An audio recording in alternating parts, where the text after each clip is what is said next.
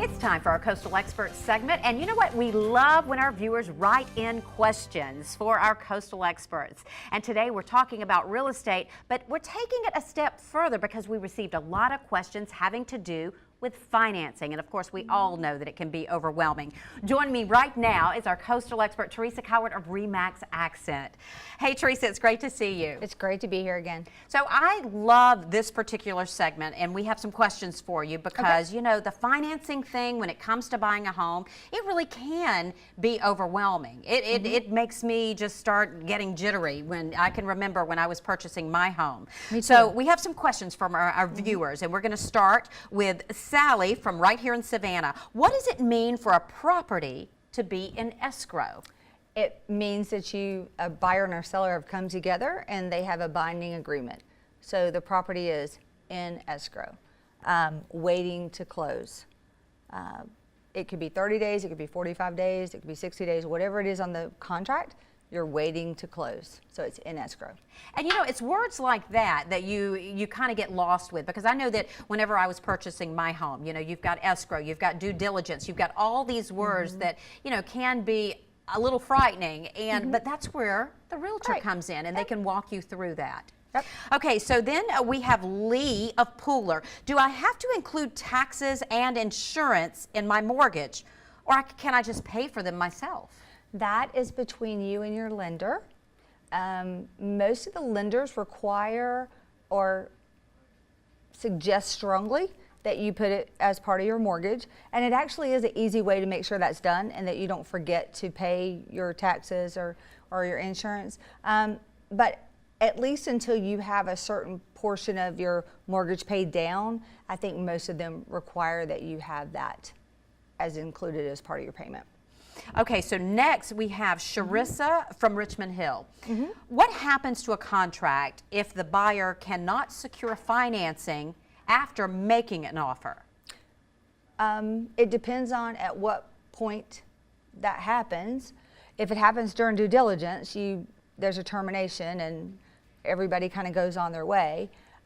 If it happens after due diligence, then you kind of have to decide who keeps the earnest money. Typically, it would be the seller if it's after all the due diligence times are over. But most of the time, if it's financing, you know that during the due diligence. Like that happens during the due diligence. And can you extend it out or just write another contract to give more time to secure financing? So that can be done as well. Sure. If the seller and the buyer both agree, everybody has to agree. And again, that's where the realtor comes into play.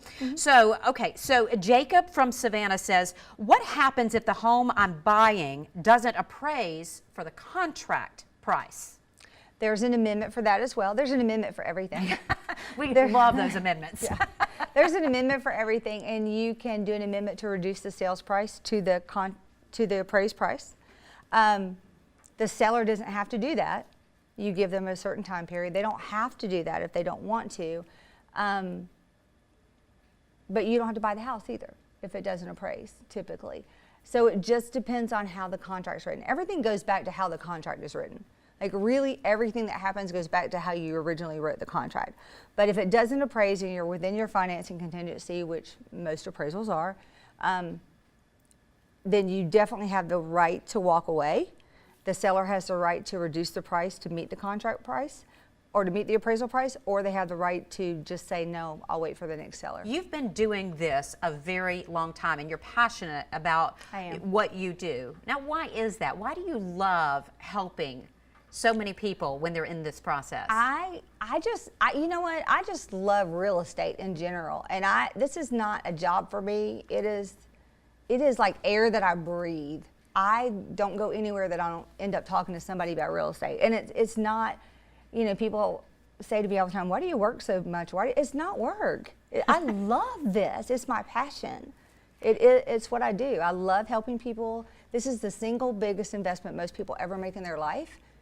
You know, don't get it wrong. Like, let's get it right. Let's do it so you're happy. Let's not forget, you've been there too. Absolutely. You've purchased homes, you've purchased land. Yep. And so, you know, you're not only, you know, talking the talk, you're walking right. along. Absolutely. All right. Well, I want to say thank you, Teresa, for joining us. It's always great to see you. It's good to be here, always. And remember, keep those questions coming for our coastal experts because we love when you send them in. If you'd like more information on any of our coastal experts, or you'd like more information on Teresa Cowart of RE/MAX Accent, just check out our coastal experts page at wsav.com.